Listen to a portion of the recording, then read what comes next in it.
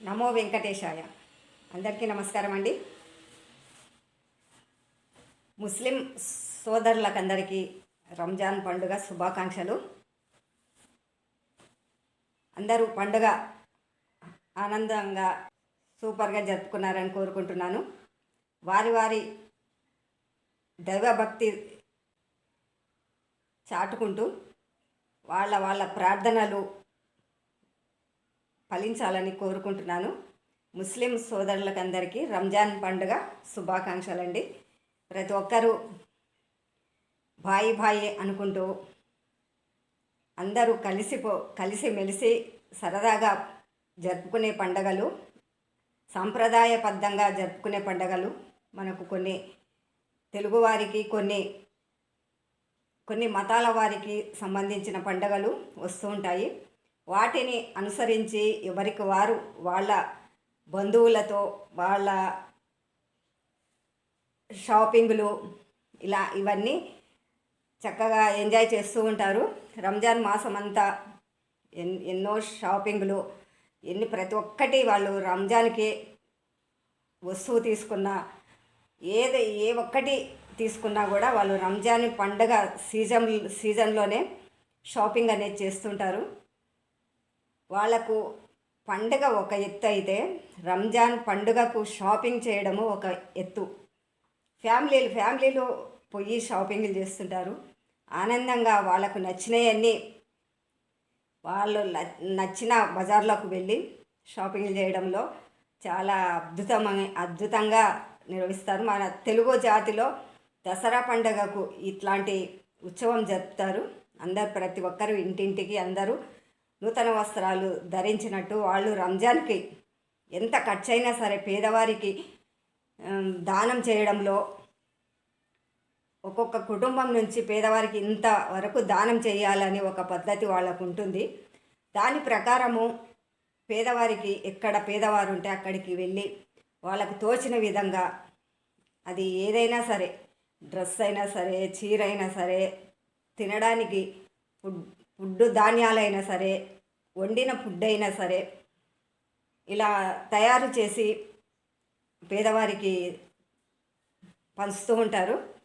ఈ రంజాన్ పండుగలో ఇది కూడా చాలా అద్భుతమైన ప్రక్రియ. సంబరాలు జరుపుకునే పండుగ నెలంతా వాళ్ళు ఉపవాసాలు ఉండి వాళ్ళు చేసే దీక్షలు 30 రోజులు ఫలించిన తర్వాత వాళ్ళకు రంజాను పండుగ రోజు అద్భుతంగా పండుగ అంగరంగ వైభవంగా పిల్లా పాపలతో ఆనందంగా బంధువులతో ఇల్లంతా రంజాన్ పండుగ ఆఖరి రోజు కలకలాడుతూ ఉంటుంది. ఈ రంజాన్కు వాళ్ళకు స్పెషల్ కీర్ కుర్మా అంటారు. ఈ కీర్ కుర్మా ఈ రంజాన్కి చెయ్యని ముస్లిం బాయ్ ఉంటారు. ప్రతి ఇంట్లో కీర్ కుర్మా స్వీట్ ముందు తింటారు.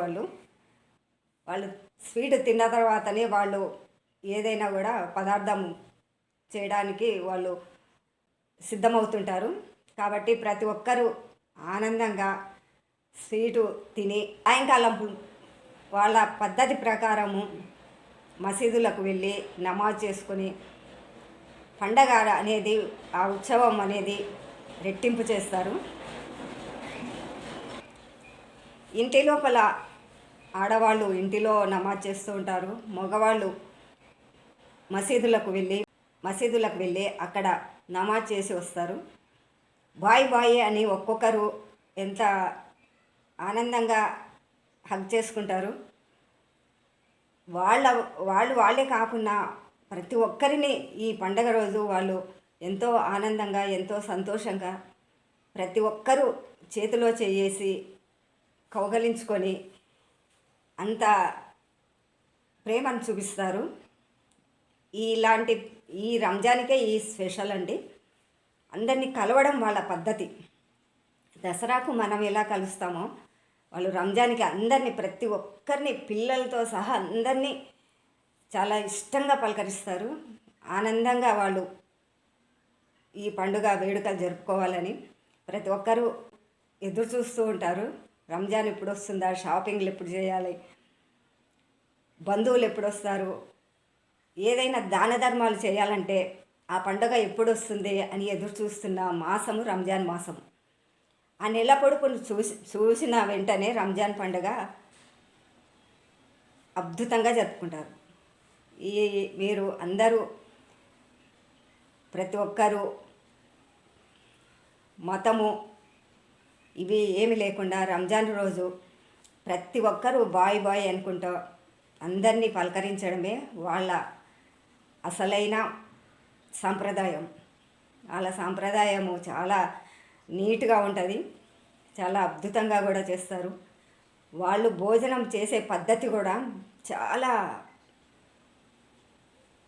నిష్టగా ఉంటుంది. వాళ్ళు చేసే భోజనం పద్ధతి కూడా నిష్టగా ఉంటుంది. అలా వాళ్ళందరూ కలిసి కొంత ఎవరైనా సరే విందు ఇవ్వాలనుకుంటే రంజాన్ విందు అని ఇస్తుంటారు. ఆ విందులో కూడా ప్రతి ఒక్కరూ పాల్గొంటుంటారు. అందరికీ హ్యాపీనెస్ పంచుతారు కదా. సరేనండి, ఈ రంజాన్ పండుగ అందరికీ సుఖ సంతోషాలను, ఆయురారోగ్యాలను, సిరి సంపదలను ఇవ్వాలని కోరుకుంటూ మీతో మీ విజయలక్ష్మి. నమస్కారం అండి.